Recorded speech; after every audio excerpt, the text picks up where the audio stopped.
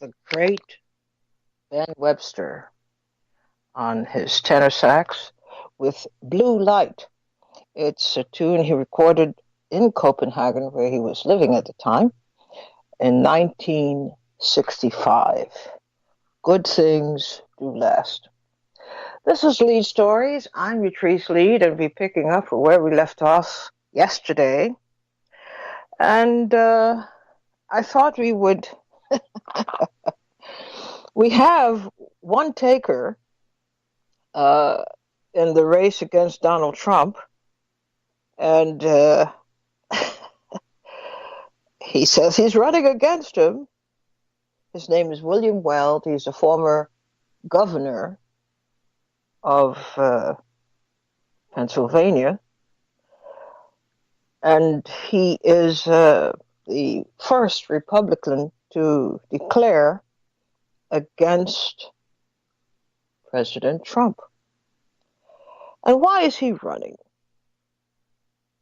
He's running to depose Trump because he says Trump is too unstable to continue to be president of the United States. Now, that's a kind of shocking reason to give voters, especially as a fellow conservative, and they're not in the habit of beating each other up this way. They're very dignified and reserved. But he said it plain and simple. Our president is simply too unstable to carry out the duties of the highest executive office in the land. There you go. So people are beginning to talk about it, but the fact is we have no indication yet as to who is going to go beyond making the statement and demanding that something be done. I mean, the election is 2 years from now. A lot could happen in those 2 years. So you wonder how well adjusted we are to being governed by someone they say is not well adjusted. So we'll see. At last count, I got, 20 candidates running in the presidential election in varying stages of preparing for a national campaign.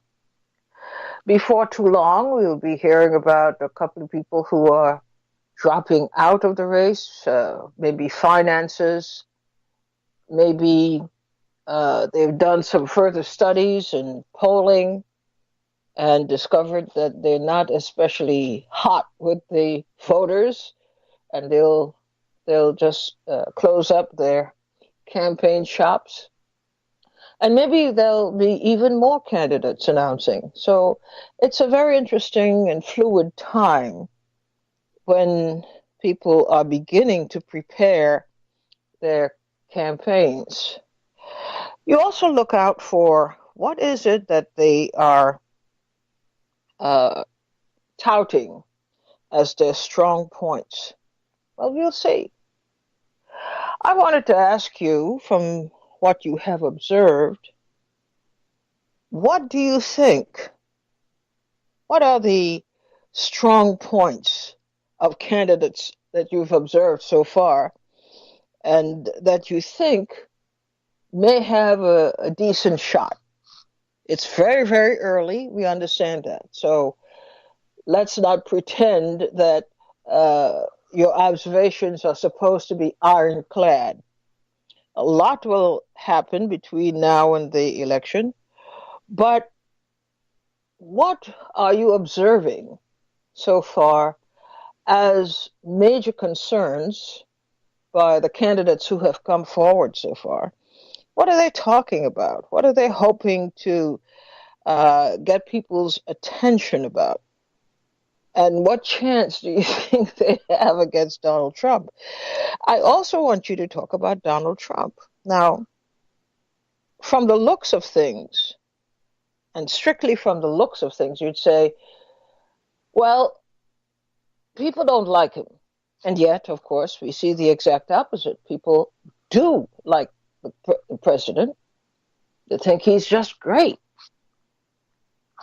So, how are these candidates going to come up against him based on what? What do they think are his weak points?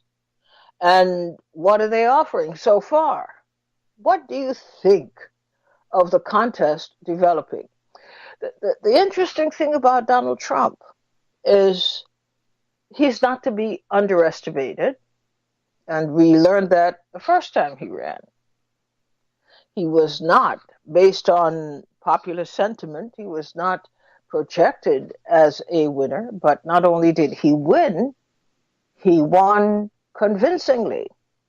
He had a very strong political base that stuck with him, that supported him, that underwrote his campaign, and that liked the uh, the measures that he had put forward for running the country and his personal views, which so many people found to be offensive and racist, but they liked it. They supported him because he, in their view, would turn the country back to the way it was. Mom, apple pie, and Chevrolet. And they got it. So Trump pulled off one heck of a win, stunning all the political pundits who said that with this much baggage that this president had coming into the race and developing over the course of the race, there was just no real expectation by these pundits that Trump will lose. But he won. And we see some of the dynamic developing in this race. Trump is coming into the race with a lot of baggage, and people say, well, at least the liberal set are thinking, well, this time, with the benefit of 4 years, by the time the election is run, people would see how right the pundits were 4 years ago when they predicted that Trump was bad news. Are they going to be wrong again? Are we going to see Trump's base mobilize itself around the candidate and bring him to victory? I don't know which way it will go. I do know that the Democrats are doing their very best to field candidates that could inspire something. But what is that something? The thing is, in a political race, you have to have substance. You can't run a race on the idea that you don't like the other candidate. You don't like your opponent. You hate your opponent. That is not good enough. You have to have programs, you have to have plans, you have to have some way of engaging people where they are, not where you are or where you want them to be. And where most people are, it seems to me, I haven't done a poll personally, but I'm going by what the sentiment seems to be. People are scared. They're scared about their future. They're scared about the country. They're scared about the unraveling of their, quote, values, unquote. That they're losing ground. Personally, that they're losing ground, and collectively, that they're losing ground. Their jobs, they don't feel as confident in their jobs as they used to be. And now they're worried about the future. And they're worried about the future because they are at an age or approaching an age where they're not sure about how they will survive. They're not sure about programs that used to be ironclad and steady and certain. They're seeing an America that they don't like. They don't like this America. They want to, if America could guarantee and operate by the same values they grew up with. Well, all of that is code word for saying the country is losing its whiteness and the power of its whiteness. This is very scary to a lot of people. It was okay when, even as a large chunk of America was looking to affirm its right, its rights, I should say, they still were in charge. I watched on my little phone a snippet of the town hall held yesterday in Bethlehem, Pennsylvania. Steel country, manufacturing country. And it astounded me because the main speaker, the featured speaker of the evening, was the quintessential liberal and progressive, Bernie Sanders. And it was underwritten, I shouldn't say underwritten, it was hosted by Fox News. And I pay attention to these things. Most people don't. But the first thing I pay attention to is the visual. And what was the visual? Yes, I know it was Bethlehem Steel, as a background, the empty factories. But the audience, the hosts, the guests seemed all to be white.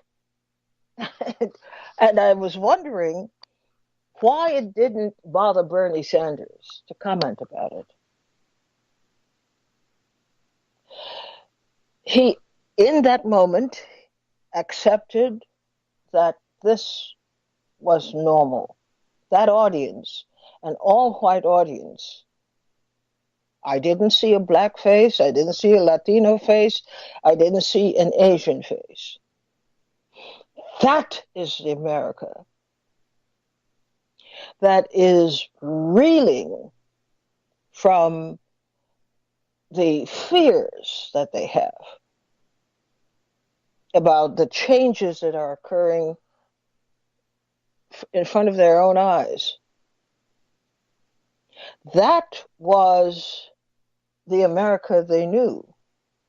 And that's the America they want. And it's going to be one hell of an adjustment for people like that to say, okay,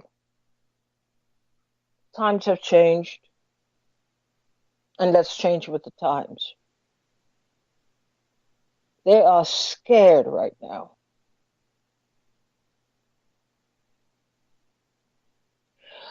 So I pay attention to these things because they tell a lot more than is said. That room filled with all white people, discussing their future, not America's future, not those who have been left out. They are now saying, we have been left out. You better pay attention to us. And even stalwart uh, activists like Sanders is not saying anything about what is so clear. This is the America that we now have to deal with. And this is the America that so firmly identifies with Trump. Who on the Democratic side or even the Republican side, who can get to the root of that feeling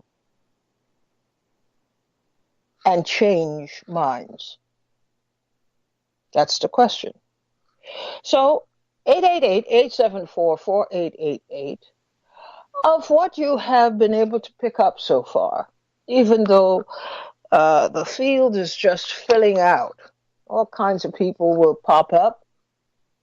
But what are you hearing that makes you hopeful that this next election will get to some systemic issues without the fear and loathing that we saw in the last election? Are people beginning to understand that this is a, quote, new America, unquote? Are they willing to accept that? Or will we see candidates coming up with plans and coming up with ideas, things that they would put into effect, that when all is said and done is aimed at this obvious fracture in America? People who used to be very American feel themselves dispossessed. They want their old America back. And they don't really care for all of the promises and the progressive talk. They want an America that many of the progressives may not be able to deliver on, or may actually be irritating them by talking about an America that these people don't want any part of. They want their old America back. 888-874-4888. Jay, you start us off today. You're on the air. Good afternoon, Utrice. I hope you're doing well. Well, okay. Actually, I had, thanks for asking. I may sound a little funny because I had a very nasty fall. And I went straight down on my face. So my lips are still very swollen and I bit my tongue severely. It was a bad case, but here I am. But thanks for asking. For and I hope that you will be better, as I know you will, and you're still as beautiful as ever. Thank you. America, as it was, is gone. The sad thing is that, as you can see, most of the people don't understand that the America that they're looking for will never happen again. Times have changed. People have changed. Industry has changed. The direction of the country. You know, Jay, the curious thing about power, or a sense of belonging to circles of power, is that you have the ability to keep things as they were. You have the ability to control things. Yeah, but you can't do that at this time, because what people are looking for because of their lack of vision is not there. Like if you look at that crowd yesterday in Pennsylvania, most of those people there envision the future as manufacturing jobs coming back with good wages. That's not going to happen. That's why I tell any young person that I come in contact with today, you got to learn multiple languages and you got to get involved in STEM or you got to learn some sort of trade. And if you do that, you may have a chance as a person of color to survive. Because if you think about it, in Pennsylvania, manufacturing was a big thing. So whereby you go there as a presidential candidate and you see that factories are closed, that really no manufacturing jobs are coming back, and you try to give the people some form of look into the future that we may be able to bring back manufacturing and things of that nature, which is a lot. Look at what Trump did back in 2016, talk about how he was going to build up manufacturing and trade and all of these things. And it hasn't happened. If you notice in the Midwest, which the media doesn't even talk about, is all of the problems that the farmers are having. And that manufacturing jobs haven't really come. So, when you look at what's happening, the only thing that I foresee for the future is deep racial hostility amongst the other races because, unfortunately, white people are going to wake up and see that they've been taken advantage of and that there's really no opportunities for them to have the dominance that they once had. And once you start to realize that, the nature of who and what they are, they're going to turn to violence. Well, the nature of politics, most people don't realize that. The nature of politics is that even if you feel this way, if you belong to a larger group that is able to have its will respected, have its desire respected, it could happen. It can revert to the way they want it because power respects power. And this is the question.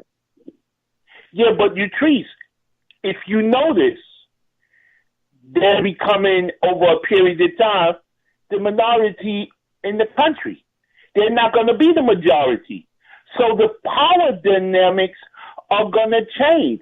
The greatest thing that happened for white America, to be honest with you, was the election of Donald Trump. And the reason why I say that is because what he's been able to do in regards to the courts that will work to benefit white people when it's all said and done. That's the greatest gift white people got, was Donald Trump being able to stack the courts because they're going to, at all costs, protect white dominance. And that's just something that we really don't understand. And the sad thing is that black people are not coming together collectively to forge an alliance amongst themselves to be able to just be able to sustain themselves. And that's the tragedy. Well, you got us started today, and thank you for putting the issue on the table. And let's hear what others are saying. Gwen from New York, you're on the air. Hi, Therese. Hi, Gwen. Hi. I just want to say something. I'm white, and I get a little offended when people can we clarify white America and racist America? Because I have not benefited from Donald Trump at all. As a matter of fact, I got slapped in the face with the biggest tax bill I've ever seen yesterday. I've made less money this year than I ever had, and I got the biggest stack of taxes in front of me that I couldn't believe it. And I don't think that white people have benefited from Donald Trump. I think rich people have benefited from Donald Trump. And racist people love to hang on to the rhetoric of Donald Trump, knowing full well that he's lying. They have to know. So there is a big difference. And I guess for me, the things that, I longed for in the past, that things are changing. And I don't like the way things are changing. People think that it might be fuddy-duddy-ish, but I wish that it was like still fashionable to get married. I wish that what I've seen more and more is that marriage is kind of almost a thing now for people who have money. So I see a lot and I hear a lot. This is just what I'm listening to. I'm hearing them, and they're talking about their weddings and getting married and how excited. And then I hear a lot of people that don't have a lot of money say, well, we're going to live together. And by the way, I've lived together also. I think that, I really don't have a problem with it. It's a great experiment, but I don't think it's serious. And I think that, if you want to have children, and many people can disagree with me, but I still think the optimum thing if you're a parent is that it's if you can deal with your partner and you can get married and you can have both parents in the house, I think it's a really nice thing. I think that a lot of children grow up with the benefit of both parents that way, and it's a lot easier. It brings a lot of stability to the situation, more than you have when you're carting your kids back and forth from house to house. I realize that people are thinking this is a fuddy-dud situation. But, for me, frankly, it's happening in my own family, and it's tearing our family to shreds. It's killing us that something like this is going on. It's painful. People feel like, you are you and you control your life, and like if other people don't like it, you can just, they can just go pound sand. But the truth of the matter is every person, who has children in the family all raises a child. The family all loves that child. The family wants for their future to be bright and hopeful.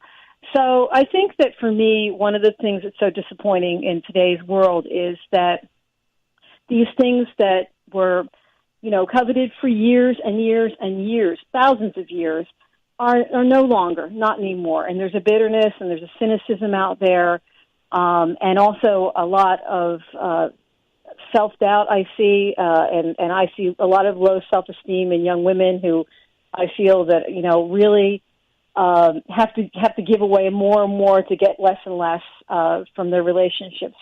So that's kind of one thing that I do feel bad about. I want to address that because I think you make an excellent point about white America versus white racist America, but people would say they're one and the same. At least this has been the experience for so many decades.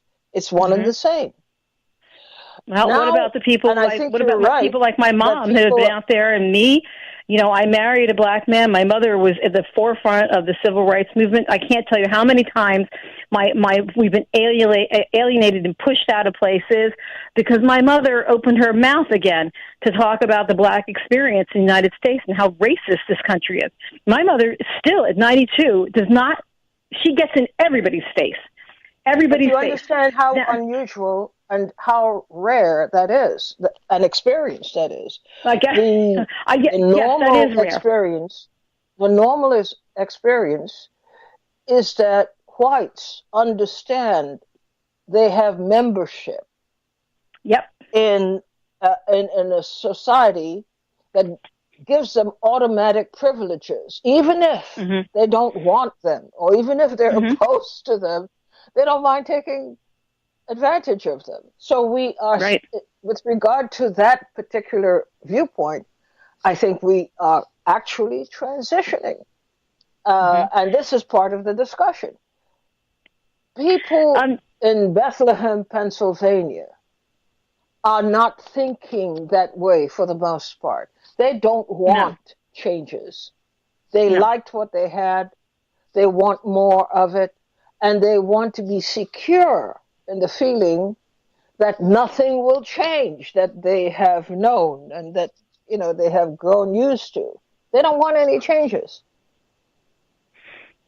Well, some people, I do think people want some changes, but I think when it comes to your financial security or insecurity, no, they don't want changes. I mean, I also want to say this too, that I think that as white people start to experience more of what black people have experienced, and they are, let's face it, this opioid epidemic can be compared to the crack cocaine epidemic that happened in Harlem. The difference is the reaction. There was no reaction that happened here or all over the country when crack was an epidemic. It dropped into these neighborhoods. So now white people in bedroom communities are feeling what happens when heroin is dropped into your community. And you've got people dying all over the place, young people dying. And it is sinful to me that we are willing to spend millions of dollars to rectify this situation for white people, but we were not willing to do that when it came into, Harlem and poor areas. And I think we're seeing this overall on a general scale, by the way.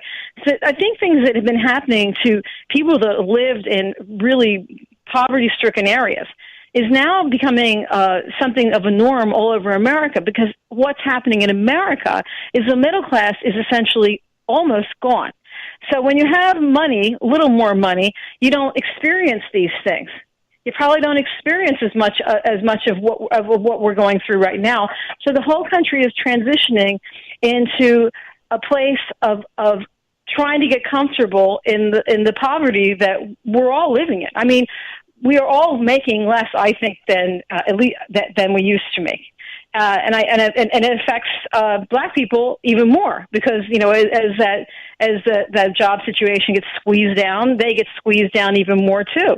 So we're all going through this, but this is something that I feel very bad about. And as I look at the things that are happening, like the push through of 5G, at all costs, no matter what happens to people. And I have all kinds of antennas on my roof. I mean, we're being punished here in my building because we happen to be rent stabilized. We can't pay the $3,000 a month rent. So all those things are on my roof. And every night when I go to sleep, all that crap is coming through my bedroom. And I bring this up because 5G has been out there on NPR radio, on your TV, and everyone is selling it as the next best thing to, ice cream. In fact, it's very, very dangerous. And as many people... You're straying. I don't want you straying. Okay, I want so you to my stay point... on point. The what point do you that think I'm trying... when Bernie Sanders appeared in Bethlehem yesterday? Yep. And looked at that room, what do you think he should have said? I'm coming to the table empty-handed on it, because I did not see Bernie Sanders on TV. I don't get Fox 5. And I only heard a little bit of what he said on NPR, where they were quite critical of him. And so I think the Democrat, what I think he always kind of comes out and says, because I've seen him several times in person, is he tries to embrace the audience at the level of the audience that they're at, and I think most of the time I've never seen him be not positive. So I don't know, but one thing I do know that I thought was interesting is I am happy that he went to Fox 5 and went on this show, because I think that he is willing to try to, if anybody I think can bring these wayward white people back into the foray again, it might be Bernie Sanders. And when we're not having a conversation, when two groups alienate themselves. I mean, most of them were not there in the foray. They just weren't there. So this is a new experience. But I'm saying that image should have accounted for a very deep discussion.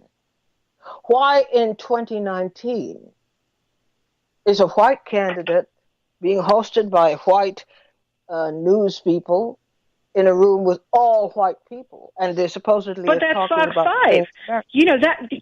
Consider where he was at. He was on Fox 5. Onus, he should at least, I think, he should have noted that. Because it's unacceptable. You're having an apartheid meeting. Well, maybe you And are on all Fox of 5, what's but Fox going 5 on in TV that is a. meeting, all of what's going on in that meeting is presumed to be applicable across the board.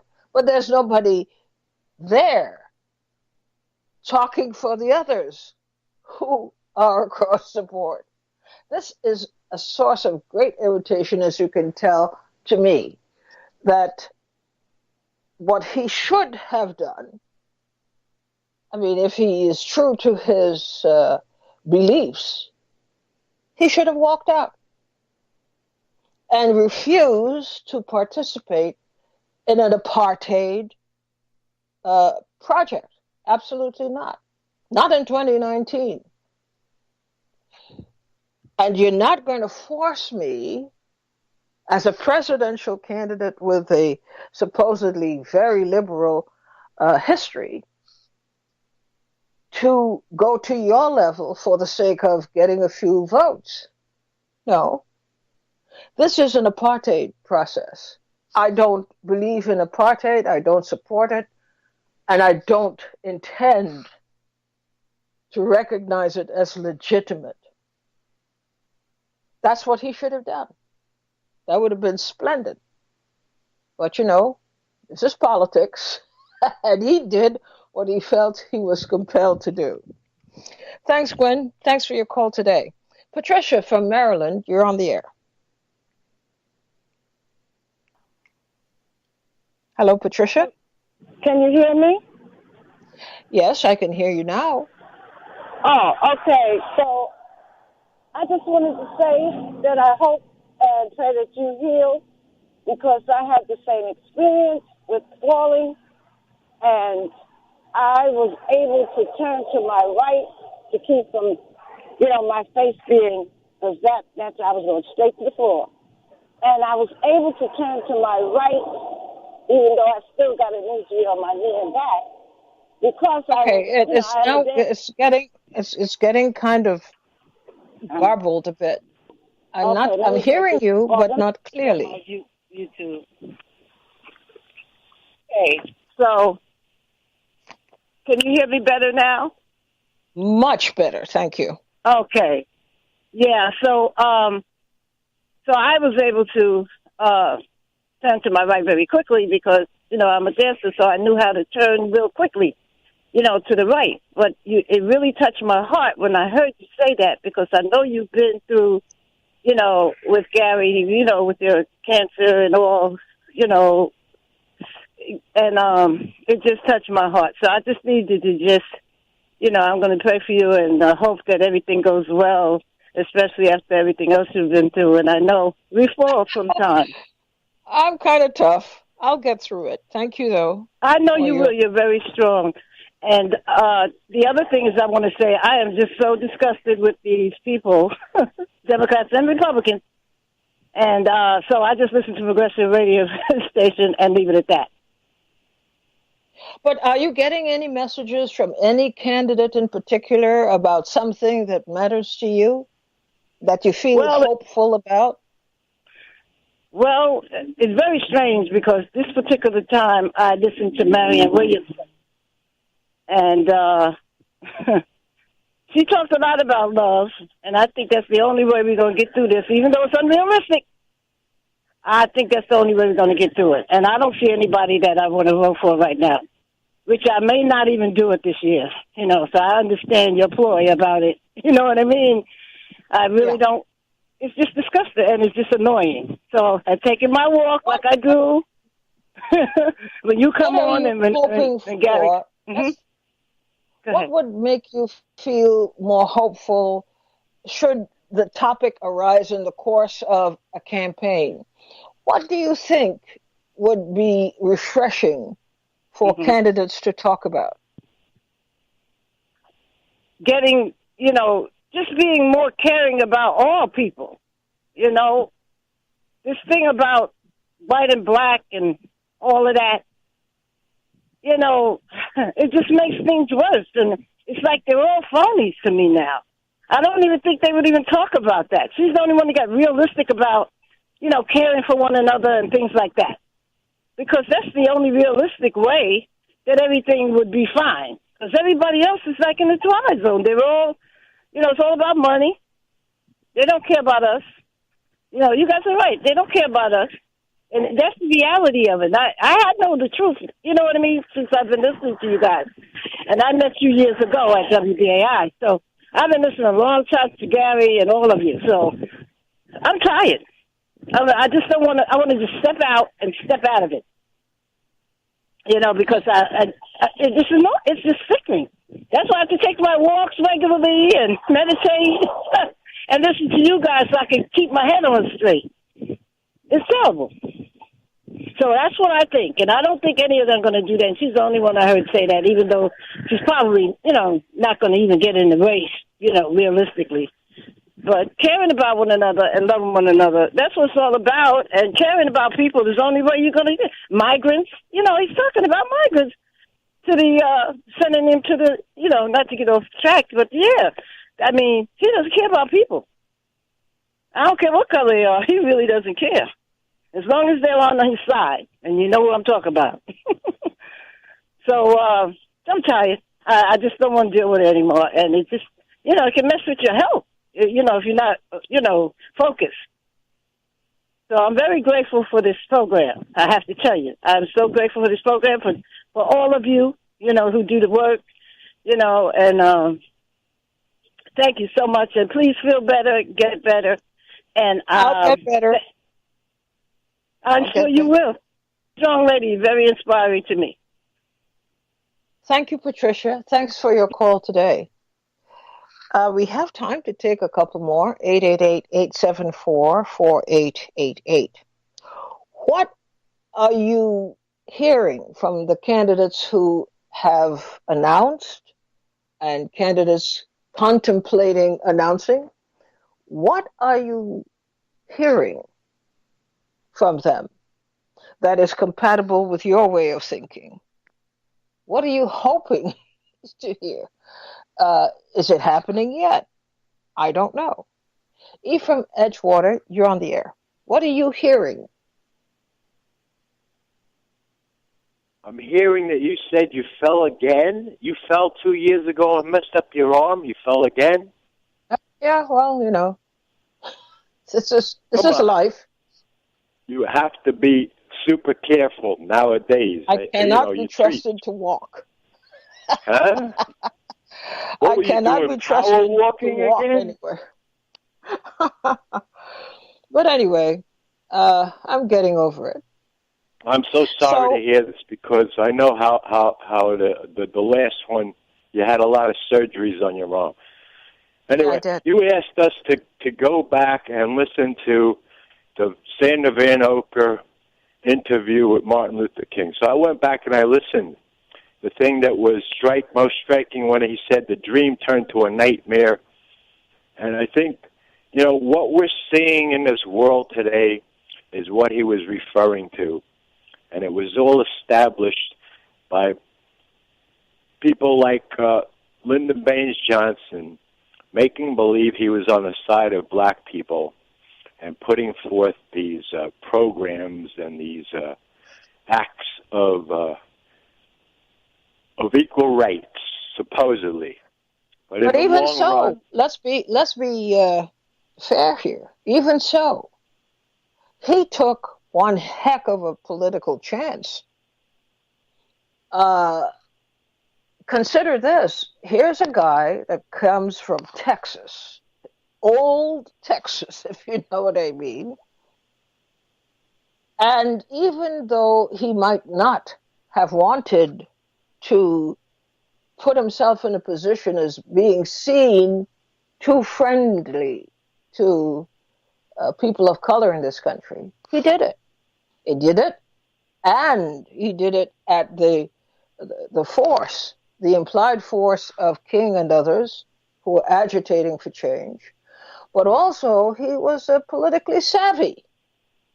As a Southerner, he knew that his political future would depend on this newly converted group, this group that would now see him as a friend of the community. So it wasn't just because of the goodness of his heart. I mean, there were very practical reasons for what he did, very much so. Yes, yes. Oh, you've heard the song Smooth Operator. I call him the Shrewd Operator because he was very shrewd in getting Martin Luther King to come to the White House for a cup of tea. And then he does these things. He's very maniacal. He's very shrewd, and he gets people to believe in his rhetoric, and he comes across very convincing that he's really coming. But look at the time. It wasn't like Martin Luther King didn't understand what was going on. It was a matter of weighing the outcome against what they had just been experiencing for decades. The outcome with Johnson would have been an improvement in many areas that they were fighting for.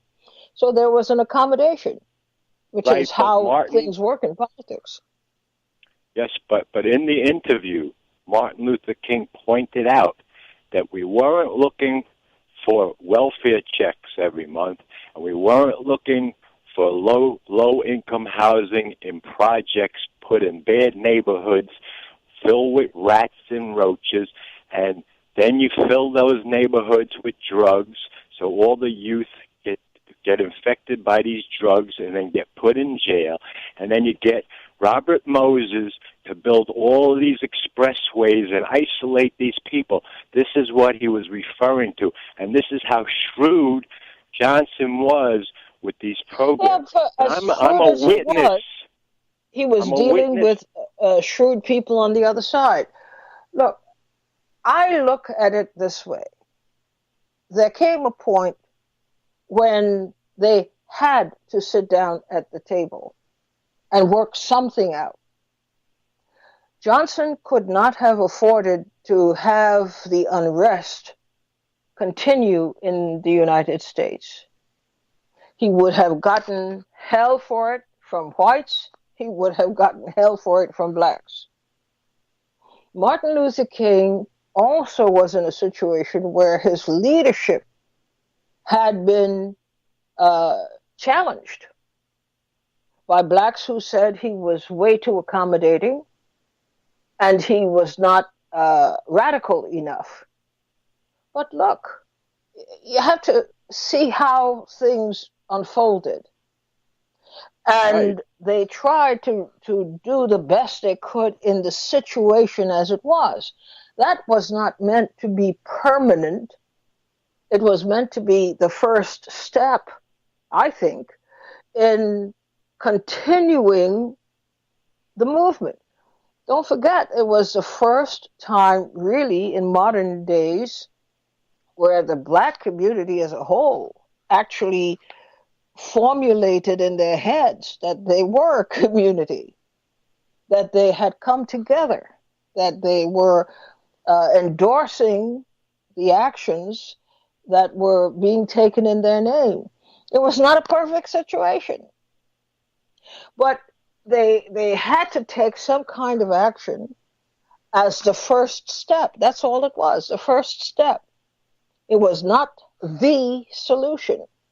It was a solution, but it was not the solution. But even so, as a temporary solution, I think we have to recognize the spot that both gentlemen were in. Johnson needed a victory, and he needed a victory among black people. He needed that. He needed to be the savior of the American Constitution. He needed that. Martin Luther King, on the other hand, he was a young guy. He wasn't even 40. And he had galvanized black people all over the country behind him. And so the pressure was intense. And as we saw, he was killed. He was assassinated for it. And he knew that was a possibility. He said it in his speech. You know, I've seen the promised land. I may not get there with you. He understood that. So political movements have to be seen in the movement itself, how it progressed, what it did, what happened, what were the results, what was at stake, how they negotiated around it. It was not a one and done deal, not at all. Right. Well, I understand that you were living in Trinidad at the time that Johnson was the president. I was from age 10 to 15, those 5 years that he was president. I saw how he changed things that while Kennedy was president, it looked like things were going to get better for black people in this country. And then after Kennedy was assassinated, Johnson then not only destroyed that, but made it look like he was trying to help black people. That's where his shrewdness was. I don't blame King at all for what his hands were tied and he had to go for what he could get for black people. Yeah, but I think the struggle for black people is far more complex, and we still don't know the half of it. I was in Trinidad, but we followed the news. My father owned a movie theater, and that was one of the regular features. When you went to the movies, you got a synopsis of what was happening all over the world. So, in a sense, we were current with events, not nearly to the extent, not in the details, but we had a reasonable understanding of what was going on. We will never yet understand all of the details because they haven't been told, they haven't been researched.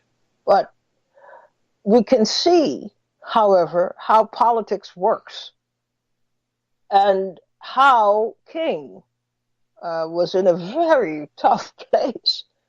There are many blacks who thought he was just a lackey. He wasn't forceful enough. He wasn't radical enough. And there were other people who thought that he should not even negotiate anything with a system that had all the power and the desire to keep a racially bifurcated society exactly that way. We can all these decades later, we can, look at things and form an opinion. But it's a whole other thing to really understand how life works, how the history of this movement evolved. What were the component parts of it, and how did they affect the entire picture? Yeah, but we're out of time. We can't overlook. Hello? Yes. Yeah, we can't overlook the fact that, Johnson was a Democrat. So Robert Kennedy was going to run for president as a Democrat in 1968. Martin Luther King, when he made that interview with Senator Van Oker in 1967, a year he was probably already. They were having a plan. Him and Robert Kennedy were probably planning on having a ticket of Kennedy and King as the ticket for the 1968 election against Martin Nixon. Luther King was not going to run for office. That was not his calling. Yeah, he was out of the school of the old. It was going to happen, and that's why Johnson. Here's the quote. I read this already. 1960. Lyndon Baines Johnson to young Bill Moy. If you can convince the lowest white man he's better than the best colored man, he won't notice you're picking his pocket. Hell, give him somebody to look down on, and he'll empty his pockets for you. This is what Johnson really feels like. This is how he is. And he made sure King and Kennedy was not going to get a chance to run in 68. You're reliving and recasting historical fact. And we can't do that. I mean, this is it's just a quote. So what we have to do is appreciate the enormity of this movement, how it impacted all these different elements, and how, something emerged. It was far from perfect and far from being free of racism. It was absolutely racist, even though it was said to be a march to end racism. Absolutely not. But you treat all I'm trying to say here is the. But we are out of time. We have to go. I'm so sorry about that. So we can continue the discussion tomorrow. And thank you all for calling and listening. And we'll see each other tomorrow, same time. Bye-bye.